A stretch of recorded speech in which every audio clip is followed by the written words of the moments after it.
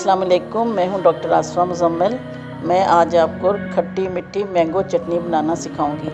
इसके इंग्रेडिएंट्स में आपने आम लेने हैं। आम अगर 1 किलो हैं तो आधा किलो चीनी होगी, 1 कप सिरका, नमक थोड़ा सा हाफ़ टी स्पून ले लें, मिर्च हाफ़ टी स्पून, काली मिर्च 1 टीस्पून, छोटी इलायची, अदरक बारीक बारीक काट लें, ज़ीरा 1 टीस्पून ले लें, 1 दालचीनी का टुकड़ा होगा और 2 लौंग होंगे।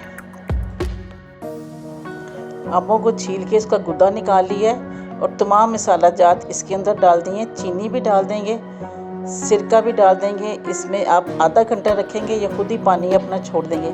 इसमें पानी बिल्कुल नहीं डालना। इलायचियों के दाने निकाल के आप डाल दीजिए और फिर इसको आधे घंटे के बाद आपने चूल्हे पे चढ़ा देना है। बिल्कुल हल्की आग पे रखना है, इतनी हल्की आग जैसे आप चावल को दम देते होते हैं। और आधे घंटे के बाद आपकी मैंगो चटनी तकरीबन तैयार हो जाएगी। उसका तब अपना टेस्ट देख लीजिएगा कि आपका क्या है, आपने चीनी कम या ज़्यादा करनी है।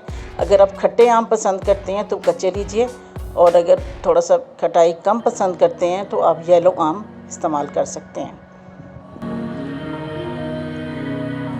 ये पकने के लिए मैंने रख दिया, आधा घंटा रख लें पकने। थोड़ा सा पानी डालना है मैंने, बिल्कुल मामूली सा, आधा 1 कप पानी डाला है ताकि ये नीचे लगे ना। तकरीबन आधा घंटा बस आप रखेंगे, उसके बाद आपकी मैंगो चटनी मुकम्मल तैयार हो जाएगी।